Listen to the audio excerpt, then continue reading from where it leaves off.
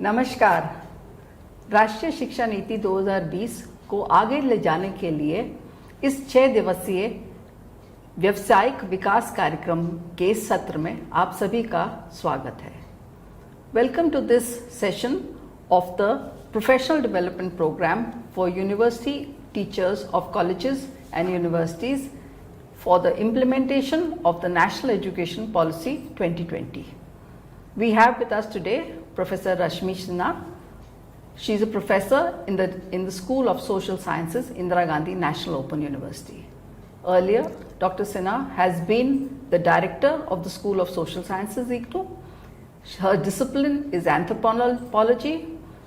She has been involved in a number of committees related to the implementation of the National Education Policy 2020. I welcome you to this session, and today Professor Sinha will talk to us about a very key area which is mentioned again and again in the National Education Policy, which is that of multidisciplinary approach and multiple entry and exit in academic programs.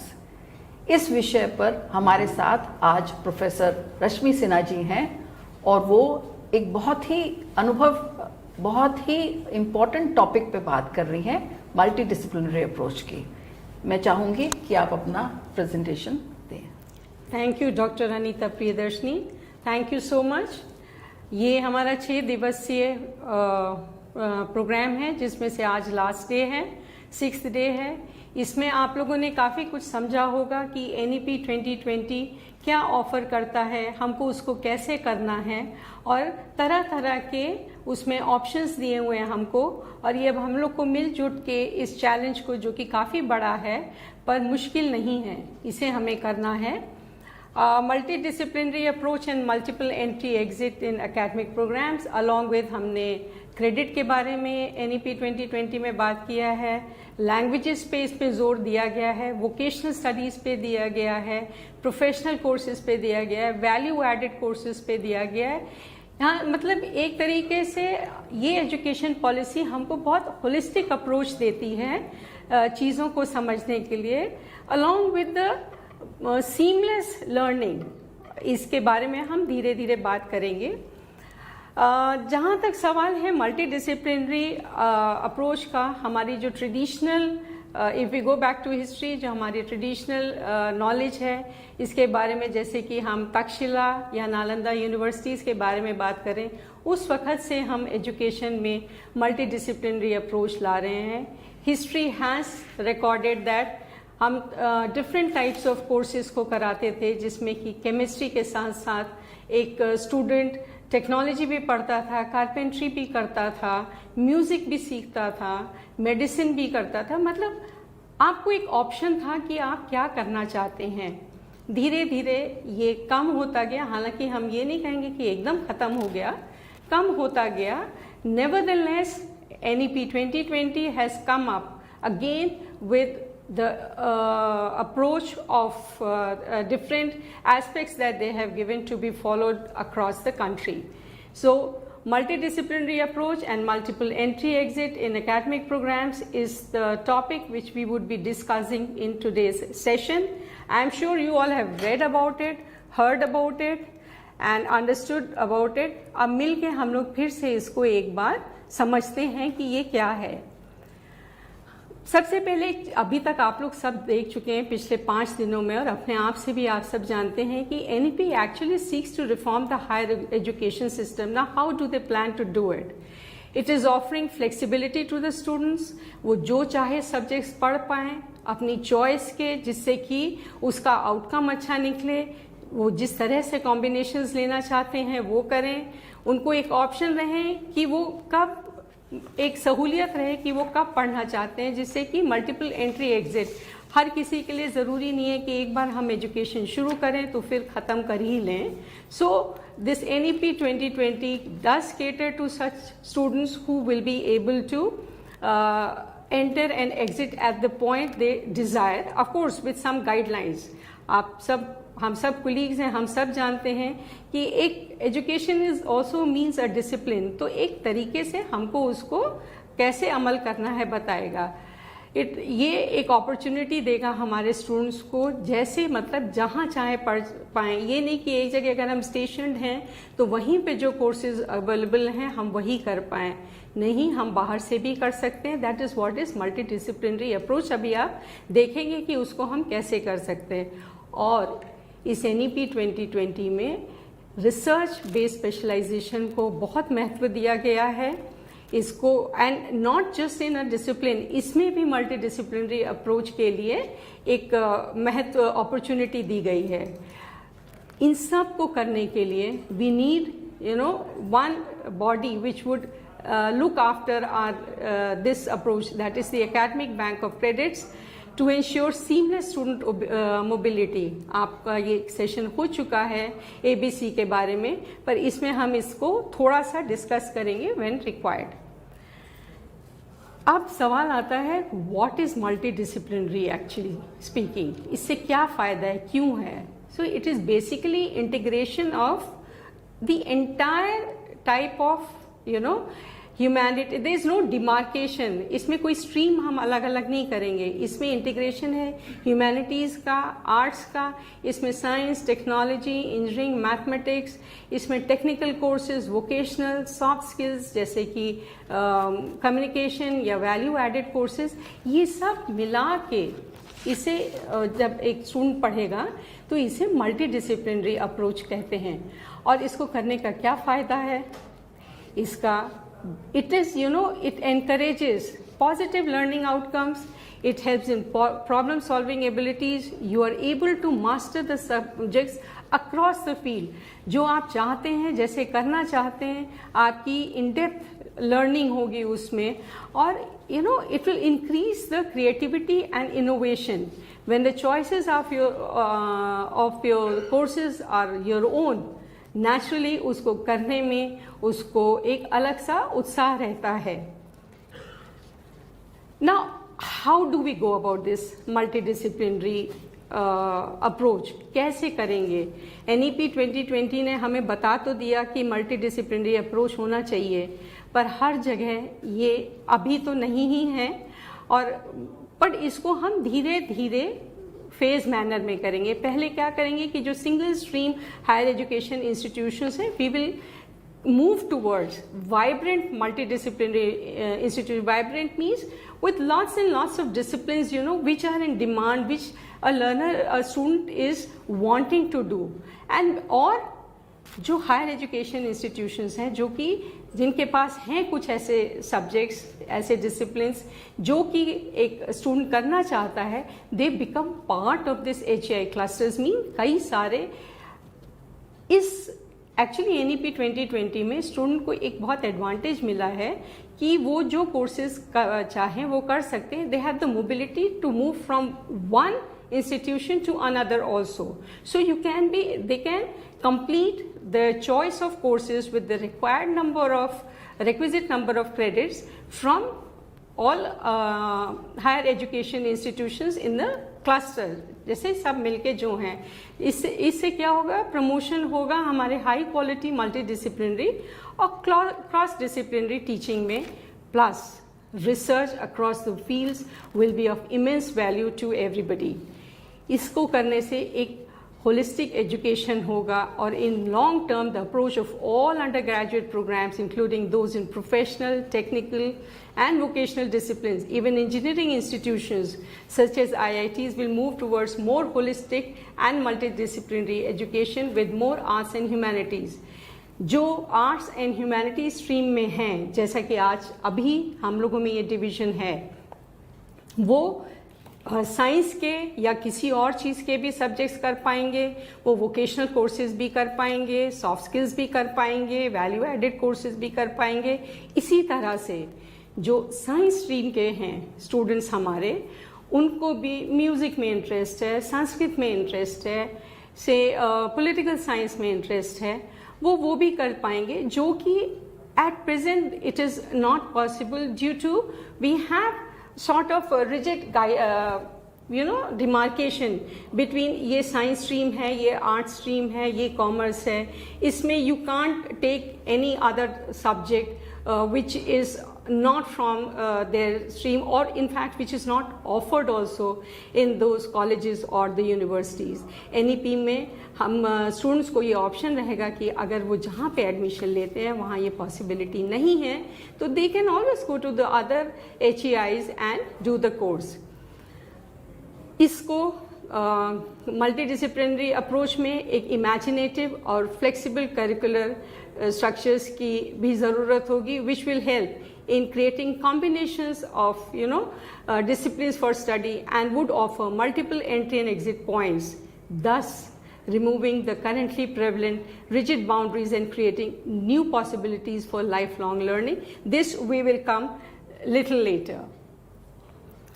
ये जो department of language literature music philosophy है, इनके subjects को भी ये they are very important parts in multidisciplinary approach, and इनके जो करने से इनको जो भी जहाँ से ये कोर्सेज करेंगे उसका क्रेडिट दिया जाएगा, चाहे वो कन्वेंशनल यूनिवर्सिटी से करें चाहे ODL मोड में करें.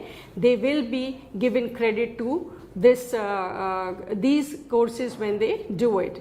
The flexible and innovative curricula of all HEIs shall include credit-based courses and projects in the area of community engagement, services, environmental education and value-based.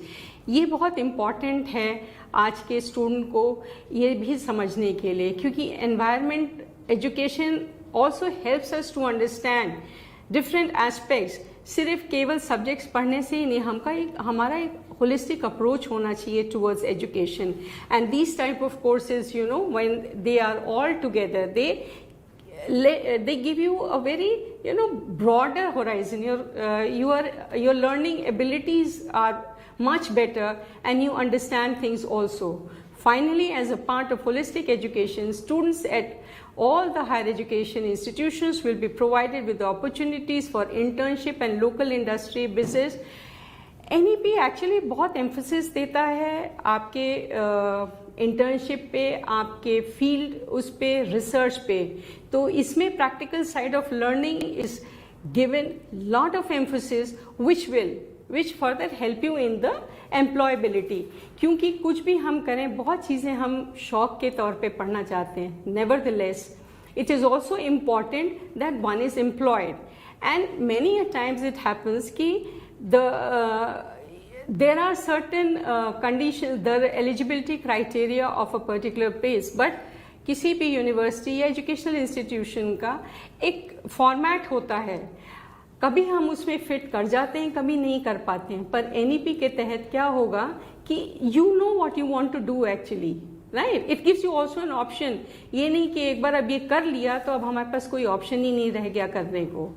NEP आपको ऑप्शन देता है कि आप समझिए आप करना क्या चाहते हैं and fulfil your passion actually. तो as colleagues you all must be understanding and must be facing this issue from the students कि दिस क्वेश्चन हम क्या करें, what to do, how will I get a job, suppose I do this particular course और a programme, will I get a job, what sort of jobs will I get. तो हम लोग के पास भी एक फिक्स्ड आंसर होता है, ये कर लोगे तो ये मिल जाएगा, ये कर लोगे तो ऐसा होगा. पर अभी हम देखते हैं कि इवन जॉब अपॉर्चुनिटीज जितनी वेरिड हैं उसी तरह से एलिजिबिलिटी क्राइटेरिया भी बढ़ गया है. तो इसके अगर NEP से हम करेंगे तो वी विल नो कि मैं जो करना चाहती हूँ या करना चाहता हूँ मैं उसी किस्म का कोर्सेज करूँ जिससे कि मुझे अपनी एम्प्लॉयबिलिटी में एडवांटेज हो. No this is what actually the NEP 2020 envisages us to do कि हम कैसे करेंगे. But I am very happy to share that Indira Gandhi National Open University has been actually having this approach right from the beginning.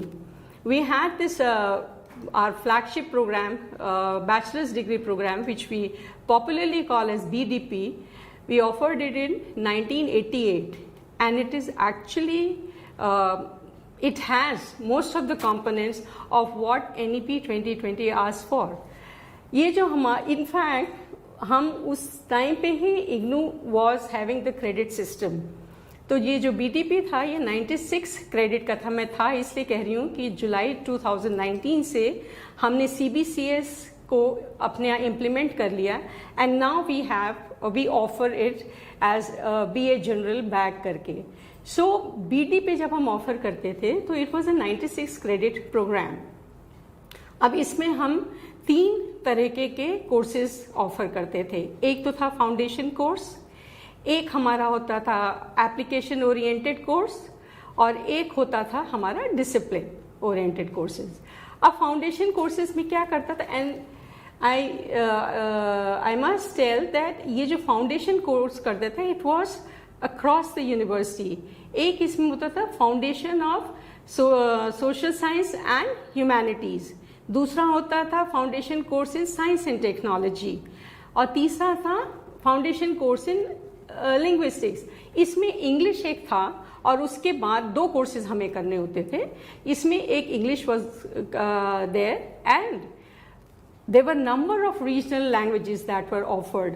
तो दूसरा course जिसमें जो student जैसा भी कंफर्टेबल होता था वो लेता था.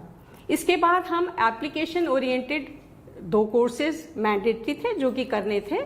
इसको जो हमारा स्टूडेंट होता था वो लेता था, there was cluster of bag of courses that were offered और इसको जो उसको अच्छा लगता था या लगता था कि उसकी एम्प्लॉयबिलिटी में इसका काम आएगा उसको वो वैसे लेते थे. फिर हमारा होता था डिसिप्लिन के हिसाब से कोर्सेज. अब हम अगर कोई किसी एक डिसिप्लिन में 48 क्रेडिट्स कर लेता था तो उसको हम BA मेजर देते थे, विच in a conventional university could be, it was equivalent of honors program. और अगर 48 से कम क्रेडिट का होता था क्योंकि वो अलग अलग डिसिप्लिन्स करना चाहता था तो they had a different view, somebody wants to major in something, be more informed, more learned about a particular discipline. Some students want to master in more subjects. तो उसको वो हम उसको हम BA माइनर कहते थे जो कि which was equivalent to pass course in conventional university. ऐसा नहीं है कि हमने सिर्फ BD पे अंडर ग्रेजुएट लेवल पे ही मल्टी डिसिप्लिनरी अप्रोच दिया था. Even in the postgraduate level also we offered this multidisciplinary approach before NEP was came into picture. MA economics हो या MA पॉलिटिकल साइंस हो, MA पब्लिक एडमिनिस्ट्रेशन हो, sociology, just to give in few examples. इनके जो अपने core courses होते थे वो तो थे ही, पर जो सेकेंड ईयर में इलेक्टिव कोर्सेज में it use to be from across the school, चाहे वो जेंडर का हो, चाहे वो एजुकेशन से कंटिन्यू एजुकेशन से लेते थे, they would take the subject. तो we had this actually we were following this multidisciplinary approach right from the beginning, of course not in the way now the way NEP 2020 has come. And in fact NEP 2020 के आने के बाद से हमने इग्नू में जितने programmes हम offer कर रहे हैं अब हम उसको समझ के ही उसी तरह से प्रपोज कर रहे हैं जैसे कि हमारे मास्टर्स लेवल के प्रोग्राम अब सब 72 से 80 क्रेडिट्स के हो गए हैं. सेकेंड ईयर में हम उसमें मल्टी डिसिप्लिनरी अप्रोच ला रहे हैं. उसमें हम नॉट ओनली डिफरेंट डिसिप्लिन्स में पर उसमें वोकेशनल कोर्सेज भी हैं, उसमें प्रोफेशनल भी हैं. डिपेंड करता है कि जैसा हम कोर्स कर रहे हैं उसमें कौन सा उसमें बेस्ट सूट करेगा, उसी हिसाब से we are offering.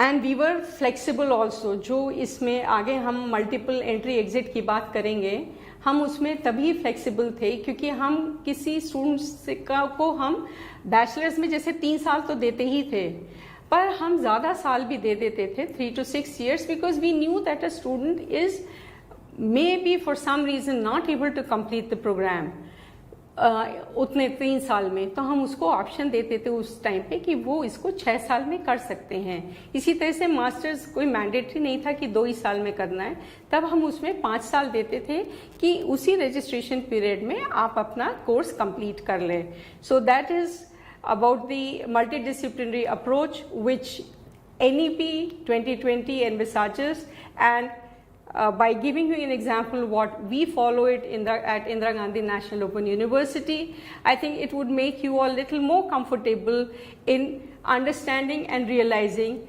that though challenging, it's not a tough job to do.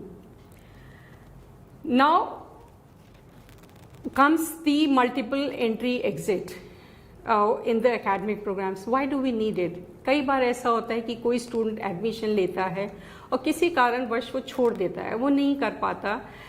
ये फर्स्ट ईयर में भी हो सकता है, ये फर्स्ट डे ऑफ एडमिशन में भी हो सकता है, और ये लास्ट डे ऑफ एग्जामिनेशन में भी हो सकता है कि वो किसी वजह से नहीं कंटिन्यू कर पा रहे। There is some reason which is actually unavoidable. क्या होता था, उससे फिर सारा का सारा उन्होंने जो उतने दिन तक पढ़ा होता था वो वेस्ट जाता था, क्योंकि उसका कोई रिकॉर्ड ही नहीं है, कुछ है ही नहीं करने को। तो इसलिए मल्टीपल एंट्री एग्जिट आई। फिर इसकी वजह से जब ड्रॉप आउट हो गया तो naturally it is loss to the student, और जो स्टूडेंट होता भी था वो चला जाता था, तो इससे ड्रॉप आउट रेट बढ़ जाता था।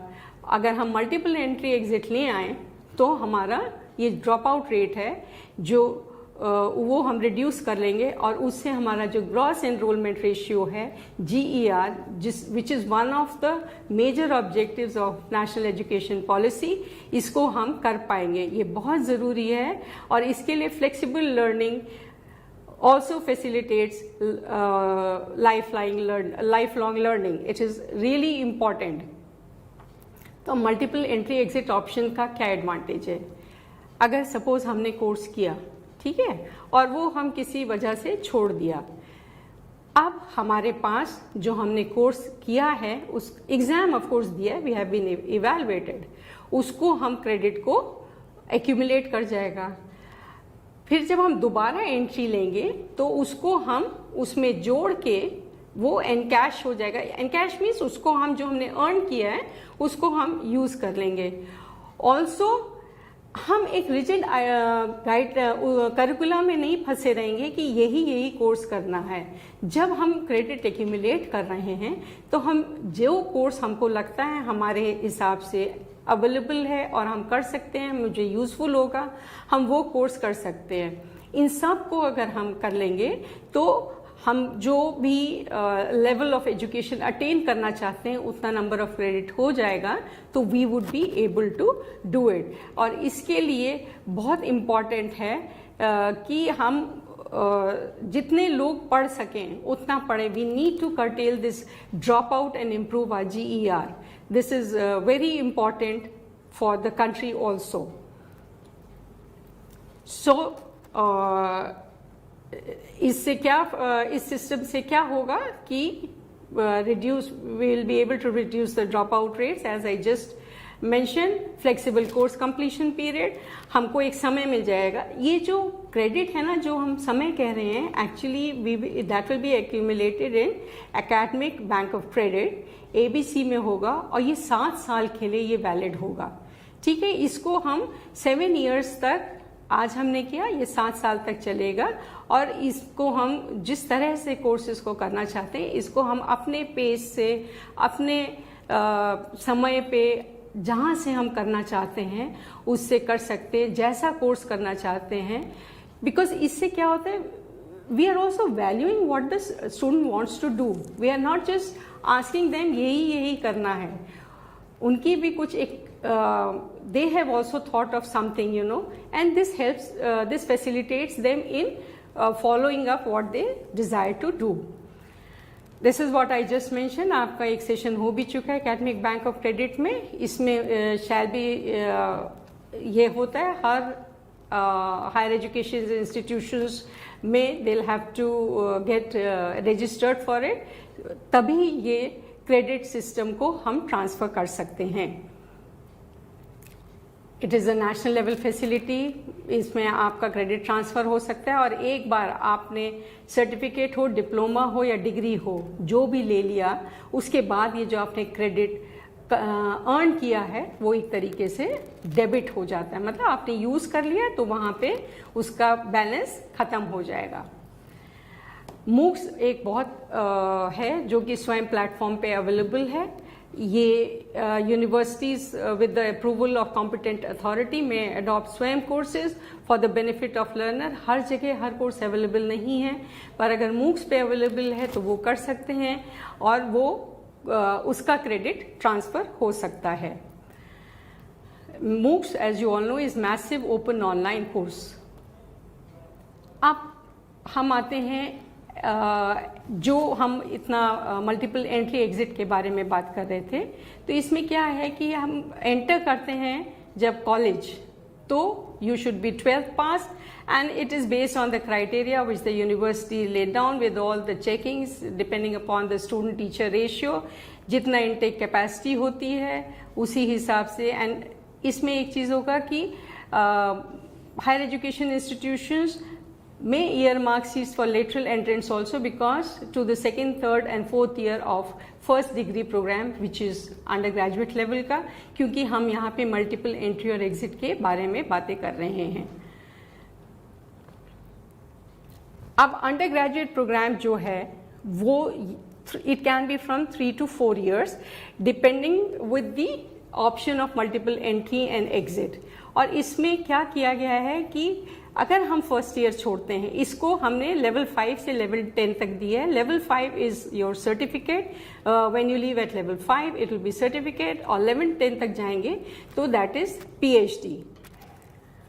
नाउ एंट्री 1 पहले क्या होता है, सबसे पहले जब हम फर्स्ट ईयर में जाएंगे तो हमको 12th का हमारे पास होना चाहिए विद द रिक्वायरमेंट जो कि एलिजिबिलिटी क्राइटेरिया है उन सबको मद्देनजर रखते हुए।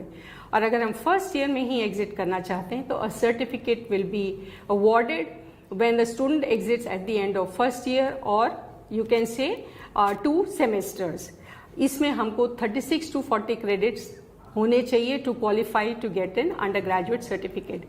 इसी तरह से एंट्री 2 क्या है, एक तो आप कंटिन्यू कर रहे हैं और एक ये वो वाले भी स्टूडेंट्स हो सकते हैं जिन्होंने पिछले अपना सर्टिफिकेट लेके छोड़ दिया हो, कुछ और करने लग गए हो और वापस दोबारा इसमें ज्वाइन करना चाहते हैं।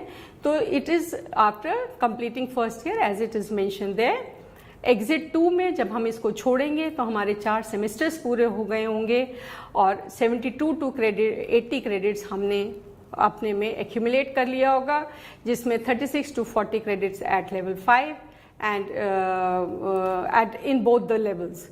तो तब जब हम ये क्लियर करते हैं तो एक डिप्लोमा हमको मिलेगा। Entry 3 is for level 7 is a diploma which is obtained after 2 years, that is 4 years of under graduate.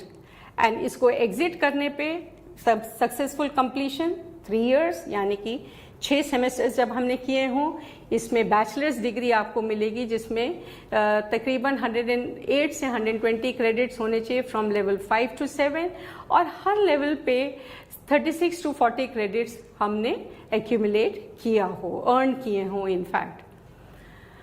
जब हम 4th एंट्री पे आते हैं तो the individual seeking admission to bachelor's degree honors with research, that is level 8, in a specified field of learning would normally had completed the requirement of relevant 3 years bachelor's degree। ठीक है, पर इसमें एक और रिक्वायरमेंट होती है कि जो आपका CGPA है वो 7.5 होना चाहिए to be allowed to continue the studies in the 4th year of your undergrad program and to pursue the bachelor's degree with research।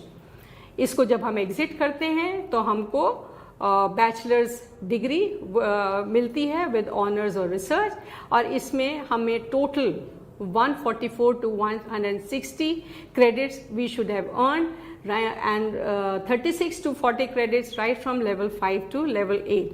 तो आप देखिए एक तरीके से हर लेवल पे बराबर सा एम्फोसिस दिया गया है ऑफ एजुकेशन। अब मास्टर्स लेवल पे higher education institution will give flexibility, different designs होंगे मास्टर्स प्रोग्राम के। हमने अभी पिछले में देखा एक जो 3 साल में अपना बैचलर्स ख़त्म कर लेते हैं, वो लोग 2 years ऑफ मास्टर्स प्रोग्राम करेंगे। जिन्होंने 4 साल का किया है विद ऑनर्स एंड रिसर्च वो 1 year मास्टर प्रोग्राम करेंगे। और एक और ऑप्शन है 5 year इंटीग्रेटेड प्रोग्राम। इसमें क्या होगा, इसमें आपको ऑप्शन होगा कि आप 3 साल बाद एग्जिट कर सकते हैं with a bachelors degree, and you have an option of exiting it and continuing your 2 years in some other in another institutions, another HEI, sorry. So the entry at level 5, at level 9 is like I mentioned, bachelor's जो 1 साल का किए हैं, 2 साल का जिन्होंने bachelors degree programme किया था, जिन्होंने छोड़ दिया था वो लोग करेंगे। इसमें एक ही एग्जिट ऑप्शन है, वो है 1 साल बाद तब आपको पोस्ट ग्रेजुएट डिप्लोमा दिया जाएगा। इसमें सिर्फ मास्टर्स लेवल पे सिर्फ एक बार ही ये ऑप्शन दिया जाएगा। तो हम देखते हैं कि NEP में हमको काफ़ी ऑप्शंस मिले हैं करने के, एजुकेशन को बढ़ाने के, एजुकेशन को समझने के लिए, and lot of flexibility is given. इधर मैं आपको एक थोड़ा सा हम बता देंगे, इनफैक्ट इग्नू में भी हम multiple entry exit option provide करते हैं, and more than 20 programs in IGNOU have this entry exit program. Just to give example of few of them, we have MA in Gandhi and Peace Studies. So if you complete 6 months you get the certificate course, 1 साल करने के बाद आपको diploma post graduate diploma मिलता है, और 2 साल complete करने के बाद MA in Gandhi and peace studies मिलते हैं। इनफैक्ट कुछ समय पहले तक हम MA इन डिस्टेंस एजुकेशन भी था हमारा, ये 2 years प्रोग्राम है, और 1 साल करने के बाद post graduate diploma in distance education मिलता था। So we had the option of exiting in the first year. In also we have option exit करने का। See we have actually modular form, हम चाहे MA इन उर्दू हो, MA in English हो, MA Hindi में हो, ज्योतिष में हो, फूड्स एंड न्यूट्रिशन में हो, एंटरप्रेन्योरशिप में हो, काउंसलिंग एंड फैमिली थेरेपी में हो, अडल्ट एजुकेशन में हो, विमेन एंड जेंडर में हो, ये सब को हम, ये सब पोस्ट ग्रेजुएट हैं 2-2 साल के। इसमें 1 ईयर पे हमारा एग्जिट ऑप्शन था, जिसमें हम स्टूडेंट्स को post graduate diploma in the desired discipline देते थे। इनफैक्ट BBA रिटेलिंग जो अभी भी हम ऑफर करते हैं, इसको हम फर्स्ट ईयर करने पे they would get it BA in